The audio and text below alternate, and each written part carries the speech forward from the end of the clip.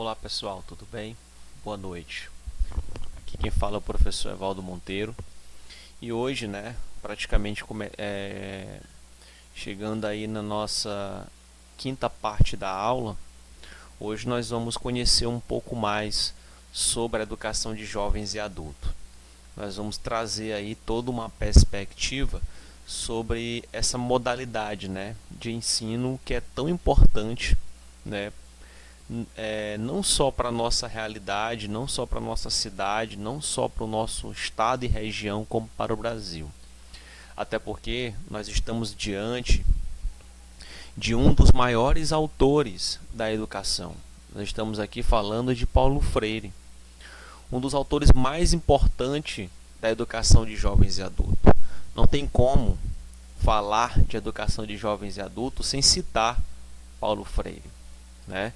Então, nesse momento, eu quero que vocês compreendam o primeiro ponto. A educação de jovens e adultos, ela teve como maior participação, o nosso querido Paulo Freire, que defende, e defendeu, claro, todo esse tipo de modalidade de ensino como a única saída para o processo de inclusão, tá, de um grupo de pessoas que boa parte deles, muitos estão longe da sala de aula há um bom tempo e outros desistiram, mas já têm uma elevada idade. Então, Paulo Freire defende uma inclusão intergeracional, uma inclusão onde você pode utilizar várias pessoas, várias culturas dentro de um único sistema, para que você possa oferecer oportunidades. Então, a educação de jovens e adultos, ela é uma modalidade de ensino que ela oferece oportunidades. Ela tem pilares, ela tem eixos norteadores que faz com que ela se torne uma educação de excelência. E hoje nós vamos conhecer um pouquinho dessa educação, como ela funciona, como é que ela está organizada, tá? Como ela de fato é desenvolvida, dentro dos sistemas de ensino. Lembrando que a educação de jovens e adultos é um tipo de disciplina, vamos colocar assim, é uma modalidade, é um conhecimento que está inserido em todos os níveis da educação. Nós temos ela no ensino fundamental, no ensino médio, seja ele no período regular, como também no período noturno, tá? E nós temos também essa educação inserida dentro dos sistemas prisionais, tá? Que é onde nós temos aí uma grande participação. Então, vocês vão ter e vão encontrar o ensino da EJA, tanto na realidade do ensino fundamental dos anos finais, o ensino médio e também dentro dos sistemas prisionais, que também é uma outra modalidade de ensino, mas que lá a gente também pode encontrar a educação de jovens e adultos por conta de um público, de apenados que tem uma data, ou melhor, desculpa, tem uma idade, que está de acordo com as necessidades da EJA, tá certo? Então a gente vai iniciar para a gente poder entender um pouco mais essa área e compreender, uma modalidade de excelência e tão bonita. Acredito que todos vocês viram os documentários que eu postei e perceberam o quanto essa disciplina ela é humana, o quanto ela trabalha a inclusão, o quanto ela é preocupada, em fazer um ensino diferenciado para um grupo de pessoas que muito deles passaram a se tornar marginalizados, pessoas que infelizmente ficaram sem oportunidade, pessoas que de certo modo não tiveram a mesma oportunidade dentro de um contexto histórico e que precisam entrar no nivelamento onde elas possam ser competitivas, onde elas possam competir com pessoas no mesmo nível. Então a educação de jovens e adultos ela passa essas flexibilidades. Então vamos lá conhecer, tá, essa educação mais de perto. Então eu queria inicialmente dizer para vocês que nos níveis de educação, só para poder fazer um lembrete, inclusive vocês tiveram uma aula sobre isso, nós temos a educação organizada em dois sistemas, nível de educação básica e do ensino superior. Eu quero dizer para vocês que tanto no ensino fundamental como no ensino médio, nós temos a oferta da EJA, tá? Então, a parte interessante Porque tanto no fundamental como no médio nós conseguimos encontrar essa modalidade de ensino, tá bom? Vamos lá. E aqui, ó, nós sabemos que dentro do sistema de ensino nós temos os níveis de ensino e as modalidades de ensino. Os níveis são aqueles que eu mostrei agora há pouco. Níveis que são organizados a nível da educação básica e níveis que são organizados no ensino superior. Educação básica, educação infantil, ensino fundamental e médio. Ensino superior, graduação, especialização lato sensu e especialização estrito sensu. Dentro da graduação nós temos cursos de licenciatura, bacharelado e tecnólogo. Tá? Então você tem toda a organização do sistema de ensino, que são os níveis de ensino. Mas nós temos também as modalidades de ensino, que tem como princípio básico, né, vamos dizer assim, a criação de modalidades que vêm atender grupos específicos. Um dos principais grupos específicos que nós temos é a educação de jovens e adultos, que hoje ela é conhecida como a educação de jovens e adultos e idosos. Por isso que é chamado de EJAI. Nós temos também a modalidade de educação especial, nós temos a modalidade de educação profissional e tecnológica, que entra aqui o sistema de ensino técnico, né? Nós temos a modalidade de educação do campo, que é muito importante porque nós temos um país que tem uma característica muito grande nas questões rurais. Nós temos a presença da modalidade de educação escolar indígena, educação quilombola e educação à distância, né? Todas essas modalidades, se a gente for analisar, atende um grupo, né? Atende uma cultura específica. E hoje nós estamos aqui conhecendo a cultura da educação de jovens e adultos e idosos, que é a EJAI, que antes era conhecido só como EJA, tá certo? Então vamos lá. Pessoal, falando de EJA, né? Falando dessa modalidade de ensino, ela é dividida em etapas. Então é comum vocês chegarem nas escolas e as pessoas falarem sobre a linguagem de etapas. E muitas vezes cada escola apresenta uma certa organização de etapa. Aqui eu trouxe uma organização. Isso não quer dizer que no Brasil todo vai funcionar dessa forma, tá? Mas vamos entender. O ensino fundamental, nós temos a primeira etapa, a segunda etapa, a terceira etapa e a quarta etapa. Quem faz parte da primeira etapa? Nós vamos ter o primeiro e segundo ano, segunda etapa, terceiro e quarto ano, né? Segunda etapa, terceira etapa, quinto e sexto, e a quarta etapa, o sétimo e o oitavo. Perfeito. Mas professor, nós estamos sobre uma outra perspectiva, aonde nós temos o nono ano. Exatamente. Então o que eles fazem aqui? Geralmente, pessoal, você tem um costume maior de presenciar a EJA nos anos finais do ensino fundamental, mas também às vezes há uma necessidade de você encontrar a EJA no ensino fundamental dos anos iniciais. É raro, quase você não ver, mas tem, tá? Mas é comum para nós as etapas finais, aonde você pode encontrar da seguinte forma. Nos anos finais do ensino fundamental você pode encontrar assim: sexto e sétimo ano junto, o oitavo e o nono ano junto, tá? Eles organizam dessa forma: quinto e sexto junto, sétimo e oitavo junto. Geralmente é assim, mas tem escolas que você consegue fechar desde o sexto até o nono ano, em menos de 3 anos você consegue finalizar, né, esse processo.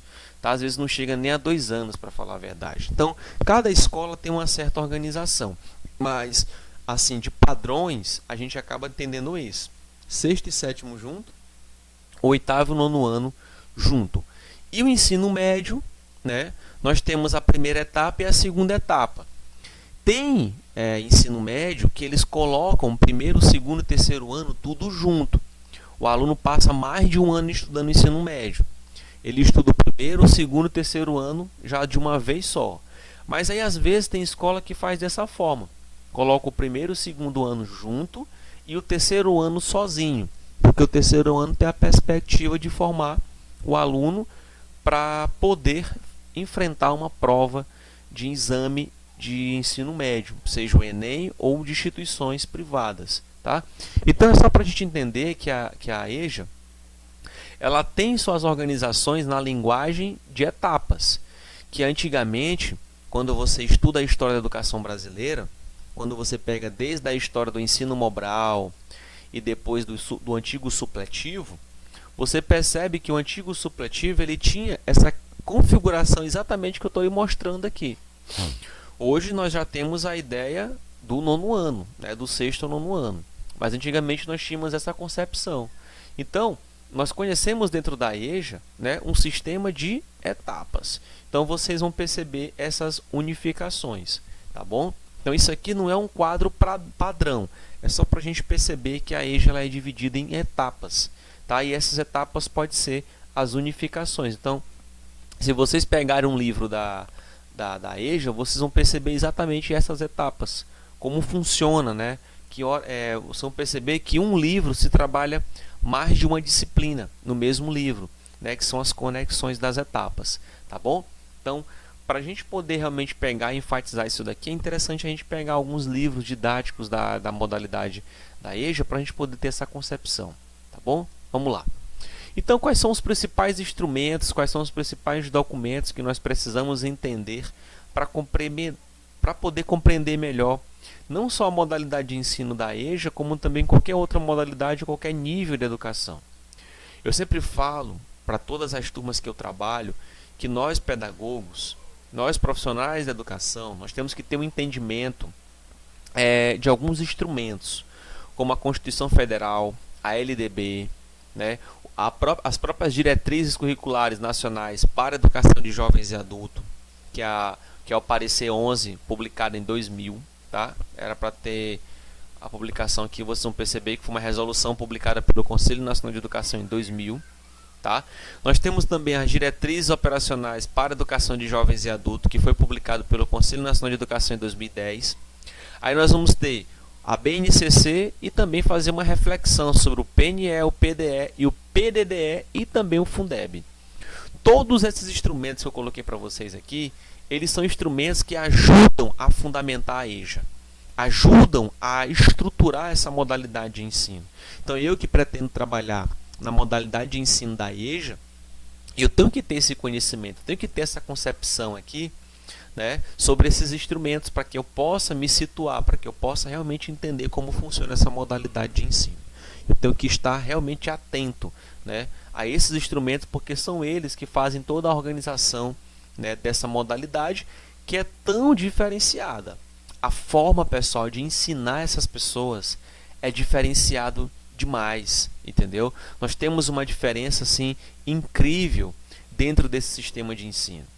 Então é interessante a gente ficar atento nas metodologias de ensino da EJA, tá? Então, quais são as mudanças conceituais? A gente tem que pegar um pouquinho da história e entender principalmente o que é a EJA, por que ela foi criada, né? E aqui nós temos um recorte de uma passagem bem interessante dentro do processo da EJA. Olha, reconceituação da EJA na última década, em especial a partir da LDB, quando ela busca superar a visão compensatória e seu caráter de suplência e reafirma-se como direito e modalidade de educação básica. Há alguns anos atrás, a gente conversava muito sobre o supletivo, né, que era uma educação rápida, que era uma educação que não se preocupava tanto com reprovações, que era a única preocupação dela era acelerar as pessoas, né, fazer com que as pessoas realmente conseguissem o diploma de conclusão de ensino médio. A EJA ela vem com uma outra mentalidade, com uma outra concepção de realmente oferecer um ensino de qualidade, um ensino que possa oferecer uma base, né, para que essas pessoas possam realmente estar inserida, inclusa dentro do processo, tá? Aqui, pessoal, eu tenho uma linguagem que é importante a gente perceber como funciona. Nós não podemos mais utilizar a linguagem assim, o EJA, né? Eu vou ensinar lá no EJA, eu vou trabalhar lá no EJA. Essa linguagem colocando o O, nós não podemos mais utilizar, porque o EJA é reflexo do ensino supletivo. E o que significa o EJA? O que significa o supletivo? Como é que ele era trabalhado? Olha só, a principal visão dessa modalidade de ensino, deixa eu colocar aqui o laser aqui. A principal visão, olha, era da visão compensatória de reposição acelerada de escolaridade. Então era uma educação que só se preocupava em acelerar as pessoas para que elas pudessem terminar o ensino médio e aí já poder se inserir no mercado de trabalho, porque era uma exigência padrão da pessoa ter pelo menos o ensino médio para poder conseguir emprego em vários cargos que pagam um pouco melhor em relação àquelas pessoas que só têm ensino fundamental ou que nem têm ensino fundamental. Mas a principal visão do ensino supletivo, quando a gente coloca o termo OEJA, é que ele não sabe por não ter estudado. O que ele não sabe por não ter estudado. O que significa que é isso? Que no EJA, não importa se você aprendeu, não importa se a sua aprendizagem foi eficiente. Diferente quando a gente utiliza a linguagem da EJA, a EJA, que significa a concepção da educação como direito em qualquer idade. Tá? Isso daqui, pessoal, a gente estuda dentro do artigo 205, dentro do artigo 206 da Constituição Federal e também dentro do artigo 2 da LDB. Tá? A gente percebe, né, essa educação que é o direito de igualdade, onde todos realmente possam ter acesso. Porque a EJA ela tem essa concepção. O que ele sabe por ter vivido. Olha aqui a diferença. O EJA, ele se preocupa com o seguinte, o que ele não sabe por não ter estudado. É tipo assim, eu enquanto professor da EJA, se fosse no passado, trabalhando dentro do sistema supletivo, o que eu buscava saber dos meus alunos? Meu querido, o que tu não sabe? O que tu não aprendeu? Aí eu iria ensinar ele naquilo que ele não sabe. A EJA é diferente. Ela procura saber as experiências, as vivências dessas pessoas. Porque as suas experiências, as suas vivências podem ser contextualizadas com o ensino científico e assim você oferecer uma educação, oferecer uma aprendizagem de acordo com a linguagem deles. Então não é que você não vai ensinar os conteúdos que estão na base. Não é isso. Vocês vão ensinar sim aquilo que as diretrizes, aquilo que a BNCC nos manda ensinar, nos direciona. Mas na EJA, diferente do supletivo, eu tenho que utilizar as experiências. Paulo Freire vem dizer que as experiências humanas são essenciais para a evolução e para o crescimento das pessoas, porque só por meio da experiência é que você realmente entende a necessidade do conhecimento obtido numa escola, numa faculdade, por exemplo. É necessário experimentar a realidade para se poder praticar aquilo que se aprendeu teoricamente. Então, a vivência, a experiência das pessoas da EJA é crucial no planejamento de ensino. Então, quando eu, professor, trabalho na EJA, quando eu vou ensinar um conteúdo, a primeira coisa que eu tenho que saber é conhecer quem é meu público, quem são eles, da onde eles vieram, quais suas necessidades. E assim eu planejar a minha aula para trabalhar de acordo com as necessidades dele, mas também trabalhar de acordo com as experiências que eles têm. Quer ter uma ideia? Vamos supor que na sala tem uma cozinheira. Vou trabalhar matemática. Então, por que eu não pegar o exemplo da mulher que sabe cozinhar para me trabalhar medidas? Para me trabalhar alguns cálculos matemáticos, por exemplo. Então, eu consigo fazer isso utilizando a experiência dela para poder trabalhar medidas. Né? E assim dar uma aula de matemática prazerosa onde todos com certeza vão aprender. Então a EJA é isso. A EJA é você pegar um assunto e você contextualizar com as experiências deles e mostrar para eles o quanto esse conhecimento é importante para a sua vida cultural e para a sua vida profissional. E atende o artigo 2 da LDB, que ela visa em que preparar as pessoas para o enquadramento cultural e para as necessidades do mercado de trabalho. Então a educação da EJA, da modalidade da EJA, pessoal, é uma educação fundamentada nos princípios do mercado de trabalho. Nunca esqueça disso. Todo o planejamento da educação de jovens e adultos e idosos, ela tem como princípio básico preparar o sujeito para o mercado de trabalho, para atender às necessidades do mercado de trabalho. Tá certo? Então é uma educação que quando você pega um livro, ela vai trabalhar nisso. Ah, Evaldo, mas por que ela é dessa forma? Porque se a gente for perceber, as pessoas que procuram estudar na EJA são pessoas que já têm muita experiência e vivência na vida. Então, se eles estão lá é porque eles querem alguma coisa. E não é só o conhecimento, é poder se enquadrar dentro do mercado de trabalho. Então, se essa educação que está sendo ensinada para eles, se não fizer sentido para o engrandecimento no mercado de trabalho, eles vão evadir. A maior evasão na modalidade da EJA, pessoal, acontece porque a educação que está sendo oferecida não traz exemplos e nem motivos para melhorar a vida daquele aluno, principalmente no mercado de trabalho. Então, quando ele percebe que isso não vai adiantar para a vida dele profissional, ele sai, tá certo? Então, se preocupem com esse entendimento aí. Então, quais são as principais funções da EJA? Isso aqui, pessoal, vocês têm que decorar de fato e entender. Isso aqui é de acordo com o parecer do Conselho Nacional de Educação e o Conselho de Educação Brasileira, né, que foi publicado em 2000, que é o pilar, a estrutura da educação de jovens e adultos e idosos. Para que serve? Qual é a função? Qual é o objetivo da educação de jovens e adultos? Tudo o que é feito na educação de jovens e adultos tem que partir desse princípio aqui. Tem que começar por essa necessidade aqui. Tá? É uma educação que ela é reparadora, equalizadora e qualificadora. Por que a educação de jovens e adultos ela é uma educação reparadora? Aí ele fala aqui, ó, discorre sobre o direito de igualdade para todos com uma educação de qualidade. Significa que é uma educação que ela tem que promover igualdade.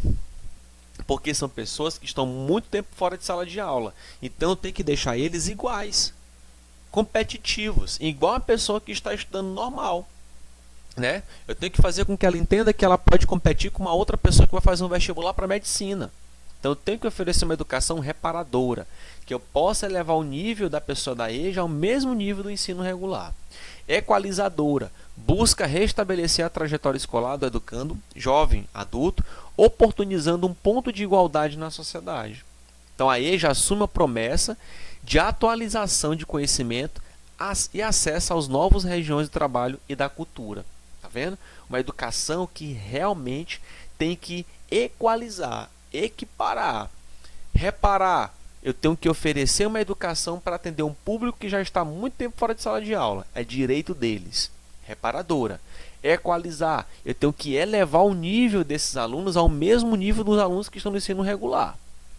E qualificadora. Fundamenta-se no fato de assumir o caráter incompleto do ser humano com vistas a qualquer contexto escolares e não escolares. Então eu tenho que qualificar o meu aluno para atender tanto o mercado de trabalho como as exigências culturais da sociedade. Então eu tenho que, por meio da função da EJA, que é reparar, equalizar e qualificar, eu tenho que incluir o meu aluno da EJA dentro desses três princípios básicos, dessas três funções que a EJA me oferece. Eu tenho que ficar atento, porque em qualquer prova de concurso, em qualquer lugar que você for, se perguntar quais são as principais funções da EJA, é isso. É uma função de quê? Ela é uma modalidade de educação reparadora, equalizadora e qualificadora. Fique atento nessas questões aí, porque aqui está praticamente, pessoal, a função, o resumo do que é a EJA.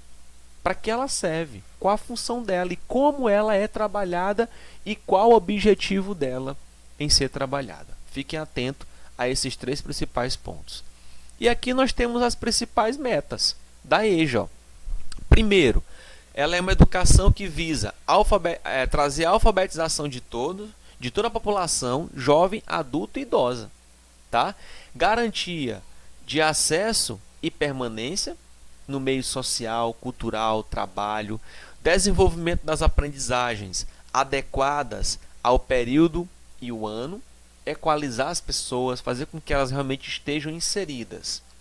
E conclusão da educação básica para ingresso em cursos superiores. Então, além de eu estar preparando essas pessoas para o mercado de trabalho, para a sua inclusão no meio cultural, eu também tenho que visar eles, né, para que eles possam ser pessoas preparadas para entrar no ensino superior. Eu coordeno dentro da UEMA, por meio da ProExai, a UNAB, Universidade Intergeracional Aberta do Brasil. é um programa de extensão da universidade onde nós trabalhamos com a terceira idade. Grupos intergeracionais, jovens, adultos, idosos, principalmente idosos. Então nós temos lá dois tipos de curso, alfabetização e formação básica. A alfabetização é ensinar de fato pessoas que não sabem ler nem escrever. E formação básica nós chamamos de letramento. Queria que vocês entendessem esses dois nomes, porque são muito importantes para o entendimento da educação, principalmente da jovem educação da EJA. O que é alfabetizar e o que é letrar. Alfabetizar significa ensinar as pessoas a ler e escrever e entender o que leu e o que escreveu.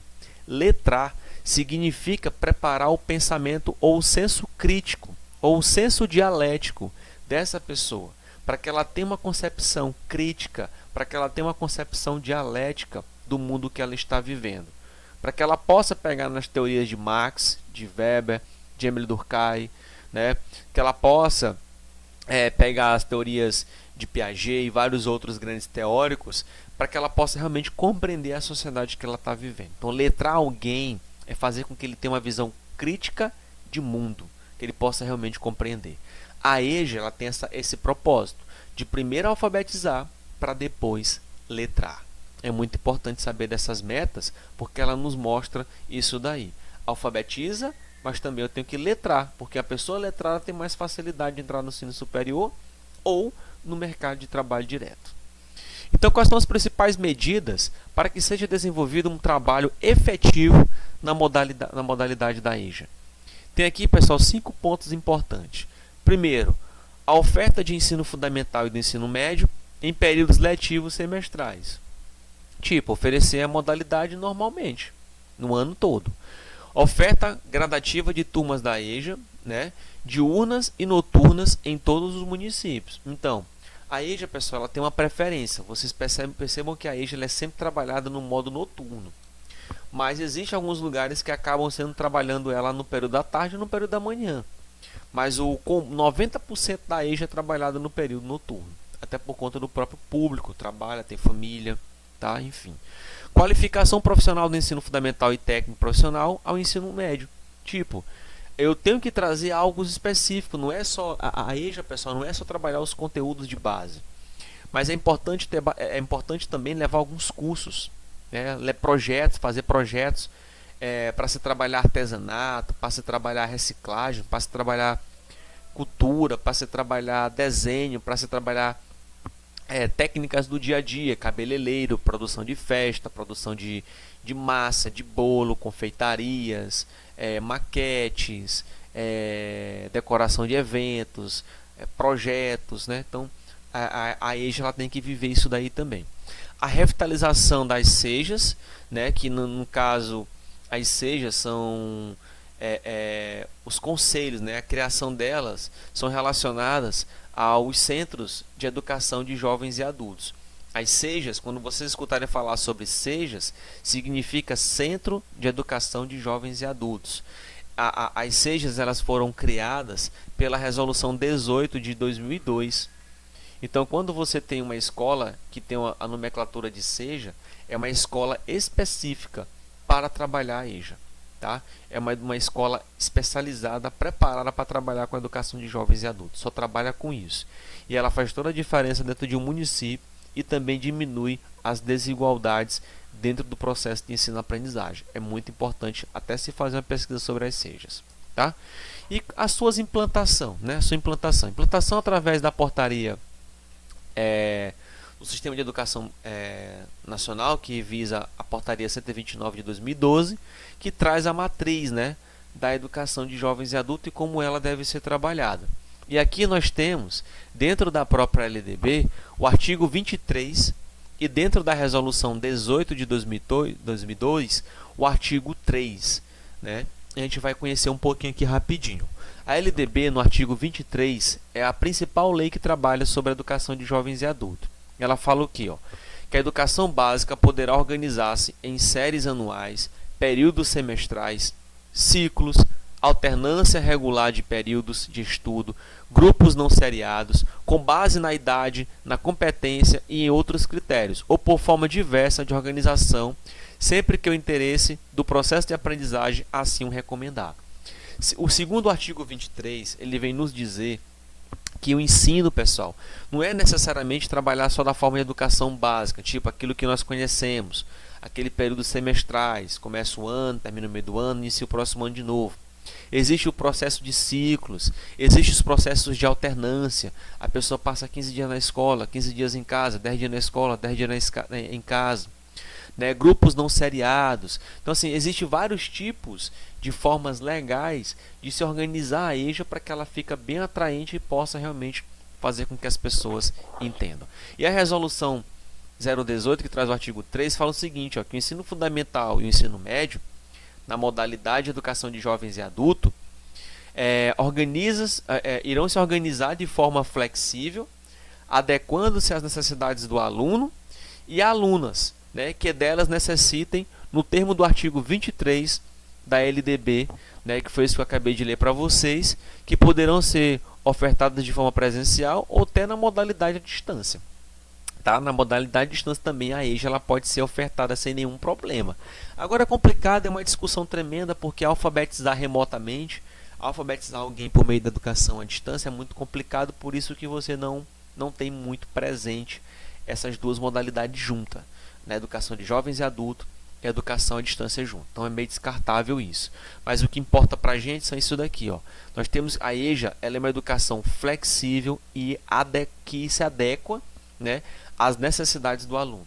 Então na EJA, pessoal, não queira chegar trabalhando impondo medo e dizendo que o aluno tem que se enquadrar na sua forma de ensinar. Muito pelo contrário. Na EJA, o professor tem que se enquadrar na forma como os alunos aprendem melhor. Então o professor tem que se reinventar para trabalhar na EJA. Tá? Vocês viram naquele documentário, né, sobre as deficiências, sobre as carências e as necessidades. Então a gente tem que ter um cuidado e uma atenção muito grande. Tá bom? E aqui eu mostrei na aula passada sobre a garantia, principalmente no artigo 4 da LDB, mas eu queria mostrar, pessoal, só uma parte aqui lá no artigo 4 que fala exatamente, né, sobre a educação de jovens e adultos. No artigo 4 da LDB, ele fala o seguinte, ó, que nós temos que ofertar uma educação escolar regular para jovens e adultos, garantindo-se aos que forem trabalhadores as condições de acesso e a permanência na escola. Uma escola adaptada e preparada, né, para atender essas pessoas que há muito tempo já saíram de sala de aula. Tá? Preparar uma educação realmente que atenda às necessidades dessas pessoas. Tá? Então o artigo 4 ele vem tratar desse assunto que é bem importante sobre a educação de jovens e adultos, extremamente adaptável, inclusa, né, que possa fazer com que essas pessoas realmente entendam. Tá? Aí o Plano Nacional de Educação, eu queria só trazer duas observações, já mostrei isso para vocês também. Primeiro, uma das metas do PNE é a erradicação do analfabetismo. Tá? E essa meta aqui é interessante porque ela trabalha exatamente no processo da educação de jovens e adultos e idosos, porque a EJA é uma modalidade que tem como objetivo ajudar a erradicar o analfabetismo dentro do Brasil. Tá? É muito interessante se fazer essa conexão com a questão do Plano Nacional de Educação. E principalmente, ó, a superação das desigualdades educacionais. A EJA ela também procura, né, visar isso. Outro ponto, ó, a formação para o mercado de trabalho. Todo nível educacional, toda modalidade tem que se preparar para isso daqui. Então fique atento porque tudo está conectado e a modalidade de ensino da EJA não é uma modalidade simples, é uma modalidade que veio e está aí presente para fazendo toda a diferença. Tá? Dentro da LDB nós temos a principal lei que fala sobre a organização da educação de jovens e adultos. Eu vou ler só o artigo, que é o artigo 37, que fala assim, que a educação de jovens e adultos será destinada àqueles que não tiverem acesso ou continuidade de estudos no ensino fundamental e médio na idade própria. Por exemplo, a pessoa, nós temos uma faixa etária de idade que você pode ou não frequentar a EJA no ensino fundamental ou no ensino médio. Primeiro, você só tem condições de fazer a EJA no ensino médio se você tiver mais de 17 anos. Significa que já era para você ter terminado o ensino médio há muito tempo, mas você parou. Então, se você tiver mais de 17 anos, você pode fazer a educação de jovens e adultos. Aqueles alunos que estão na idade certa, eles não podem frequentar a EJA, eles têm que frequentar o ensino regular. Por isso que existe ensino regular diurno, tanto durante o dia como à noite, né, para ele poder fazer essa opção. Porque o ensino regular noturno, ele também é um ensino flexível e que atende às necessidades e que o professor tem que se adequar à realidade do aluno, porque é uma educação regular, normal, mas que é oferecida a um público que trabalha, que tem família e que não tem muito tempo. É um público meio cansado, vamos dizer assim. Mas a EJA ela é oferecida só para as pessoas que já estão muito tempo fora de sala de aula. Ensino médio para quem já está acima dos 17 anos. Fundamental para quem já está acima de 14 anos, tá bom? Então, para entrar no ensino fundamental tem que ter mais de 14 anos, ensino médio mais de 17. Mas isso aqui é só para a gente poder entender que uma pessoa no ensino regular, que está na idade correta, ela não pode se matricular na EJA pensando que vai adiantar. Ah, eu vou acelerar meu ensino, vou entrar na EJA. Não pode, porque a idade tem que estar na idade certa, tá bom? Então, a resolução do Conselho Nacional de Educação, ele traz o artigo 40 que fala sobre isso aqui em relação à EJA. Quanto à duração dos cursos presenciais da EJA, de EJA, mantém-se a formulação anterior, acrescentando o total de horas a serem cumpridas, independentemente da formação de organização curricular. Então, para os anos iniciais do ensino fundamental, a duração deve ficar a critério do sistema de ensino. Como eu falei para vocês lá no início da aula. O ensino fundamental, os anos iniciais, por exemplo, ou até mesmo os anos finais, que vocês vão ver daqui a pouquinho, os anos iniciais a gente pode organizar a carga horária necessária para oferecer esse ensino. Já os anos finais, o ensino fundamental tem que ter no mínimo 1.600 horas. Segundo a LDB, a carga horária mínima que nós temos que oferecer na educação é 800 horas e no mínimo 200 dias letivo. O ensino fundamental da EJA oferece no mínimo 1.600 horas aula. Tá? E o ensino fundamental dos anos iniciais, aí você vai ter que oferecer uma carga horária flexível, mas que também não seja menos de 800 horas. Pode ficar 800, 900, 1.000 horas, 1.100 horas, dependendo da organização do ensino. Tá certo? Isso aqui é só como a educação da EJA deve ser organizada. E é só lembrar que é uma modalidade, mas que trabalha uma educação normal como qualquer outra. A diferença são as flexibilidades. Tá bom? E aqui a LDB também fala o seguinte, que a EJA configura-se como uma modalidade de educação básica. Essa formulação legal confere à EJA um caráter e uma dimensão própria, cabendo aos sistemas de ensino assegurar oportunidades educacionais apropriadas. Significa que essas questões de oportunidades educacionais apropriadas é um ensino por meio de uma modalidade adequada à realidade do aluno. É tanto que as DCNs da EJA, quais são as orientações que ela faz? Formulação de projetos pedagógicos próprios e específicos, nos quais o perfil do aluno da EJA e suas situações reais constituam o núcleo da organização do projeto pedagógico do curso no estabelecimento de ensino. Significa que o projeto pedagógico da EJA tem que atender às necessidades do aluno. Diferente do projeto político pedagógico do ensino regular, que tem muitas coisas que o aluno tem que se adequar à escola, na maioria dos casos. Já a EJA não. O projeto pedagógico tem que se adequar à realidade do aluno. Por isso que o PPP da EJA é muito mais flexível do que do ensino regular. Tá? Justamente para poder atender essas carências e essas necessidades, para atender a realidade daquele público que vocês viram lá naquele vídeo lá nas primeiras aulas, tá bom? E aqui, pessoal, nós temos as principais políticas nacionais que contribuem com a EJA na rede pública, tá? Aqui eu vou quebrar um pouquinho para a gente poder ter a nossa segunda parte da aula.